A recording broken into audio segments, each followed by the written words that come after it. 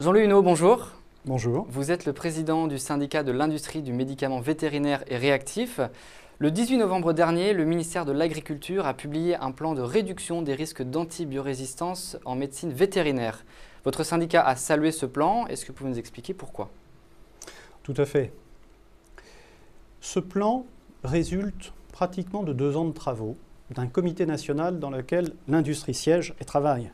Et donc nous sommes très heureux de cette officialisation de cet effort, de cet investissement qui est très important et qui a eu l'avantage de mettre autour de la table l'ensemble des parties prenantes. Donc il y a vraiment, au travers de ce plan, rassemblé les contributions de toutes les parties prenantes intéressées par l'antibiorésistance. C'est vrai que l'industrie à s'investir au travers de ce plan, elle le faisait donc déjà. Nous allons continuer à le faire et au travers de ce plan, c'est pratiquement toutes nos activités, de la recherche à l'enregistrement, à la communication jusqu'à la pharmacovigilance qui se trouvent impliquées. Donc nous sommes vraiment tout à fait mobilisés pour mettre en place ce plan très complet. Êtes-vous d'accord avec la mesure 29 qui annonce la suppression des remises arrière? Oui, il s'agit d'une mesure phare de ce plan. Elle résulte, là encore, d'un processus ancien. Nous avions eu en 2008, dans le rapport annuel sur l'analyse des ventes d'antibiotiques, une alerte de la part de l'Agence nationale du médicament vétérinaire qui nous questionnait sur l'influence de nos pratiques commerciales. Les entreprises du médicament vétérinaire avaient répondu à cette inquiétude en indiquant qu'elles étaient prêtes à analyser ces conditions commerciales qui pouvaient poser problème, et nous avons appelé ça un engagement de progrès. Donc nous sommes tout à fait dans l'état d'esprit de s'engager concrètement aujourd'hui dans cet engagement de progrès, puisque nous ne souhaitons exposer, bien sûr, ni nos laboratoires, ni les vétérinaires, et au-delà, ni les éleveurs, à des critiques concernant ces mécanismes. Et donc, il faut absolument qu'il n'y ait pas de perception sur une quelconque incitation à une surprescription. Donc, la révision de l'encadrement des pratiques commerciales est une ambition que nous partageons et nous sommes tout à fait ouverts pour travailler cette question. Et pourquoi étendre la mesure 29 à l'ensemble des médicaments vétérinaires?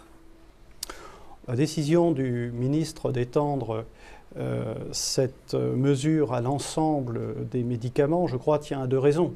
D'abord parce que les antibiotiques ne représentent que 15% du marché, et donc je pense qu'il était logique de retrouver pour l'ensemble des médicaments l'application de cette mesure. C'est du bon sens. Ensuite, on imagine mal une phase pilote sur 15% du marché et mesurer les effets, alors qu'il y aurait une répercussion automatique, même si ça aurait été peut-être complexe, sur les 85 autres % du marché. Donc je crois que c'est par cohérence que la décision a été prise en ce sens. La suppression des remises arrière ne va-t-elle pas avoir un impact sur les prix? Ce que l'on peut dire, c'est que ce plan comporte 40 mesures. Il est probable que l'essentiel du coût d'application de ces mesures repose sur des investissements que va faire l'industrie. Mais il y a aussi des mesures qui vont nécessiter une mobilisation, notamment des vétérinaires, au travers des actions comme la prescription, la délivrance, l'utilisation des antibiotiques. Donc au total, on peut dire que c'est une mobilisation de toute la filière qui est demandée et que le prix qui est à payer est certainement le prix de la sécurisation de la filière du médicament vétérinaire.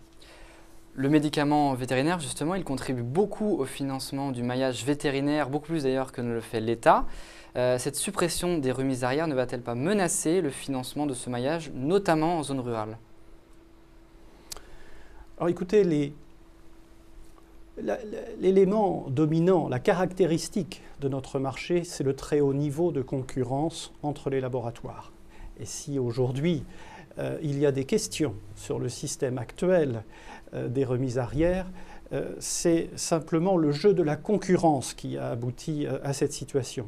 Et donc, les mêmes causes produiront les mêmes effets, nous allons avoir une concurrence tout aussi forte de la part des laboratoires, entre les laboratoires. Je pense que les vétérinaires peuvent être assurés, ils bénéficieront, quel que soit le système, des avantages de cette concurrence. Des centrales de référencement parlent de contrepartie quantitative. Qu'en pensez-vous?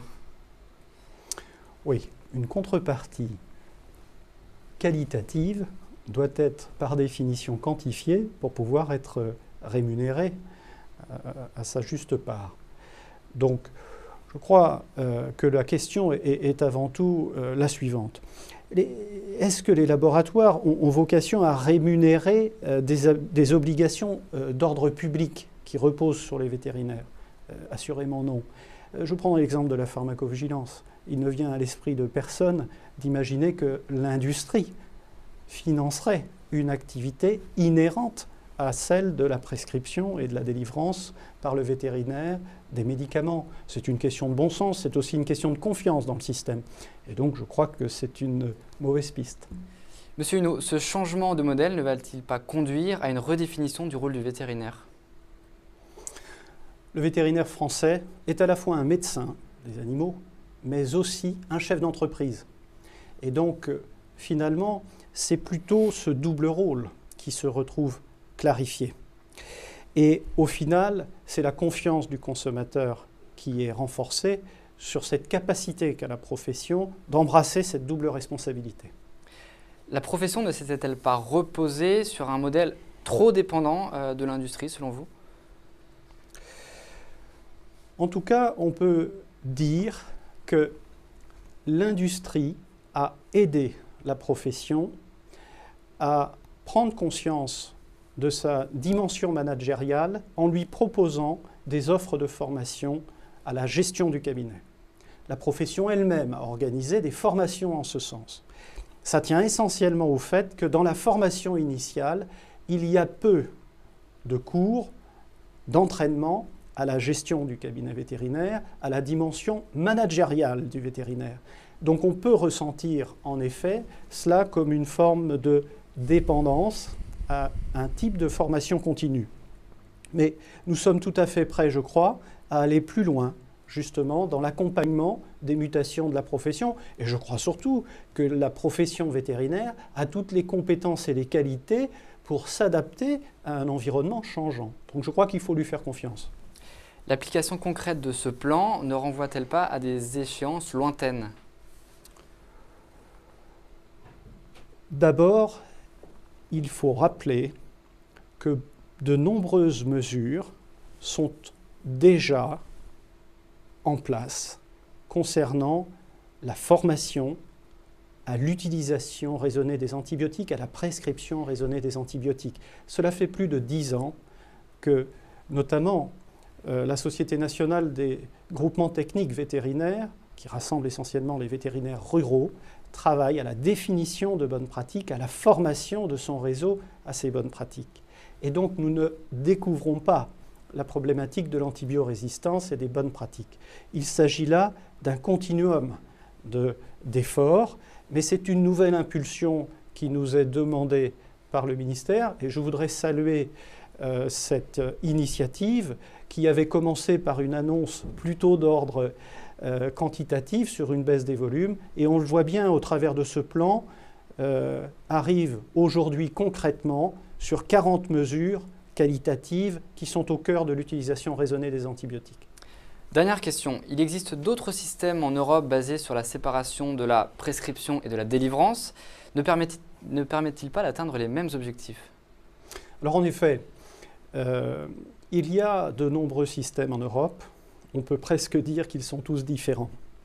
Et nos laboratoires travaillent dans tous ces pays avec les systèmes en place. Ce que l'on peut dire, c'est que ce plan a plutôt vocation à conforter le système actuel en place en France. Et en tout cas, nous serons au rendez-vous, puisque ce que prévoit ce plan, c'est plus de transparence, plus d'éthique, et au final un bénéfice pour toute la population. Donc je crois que, là encore, conforter le système français, c'est conforter le maillage du territoire et redonner confiance aux consommateurs. Merci beaucoup, Monsieur Huneau. Je rappelle que vous êtes le président du syndicat de l'industrie du médicament vétérinaire et réactif. Merci à vous. À très bientôt.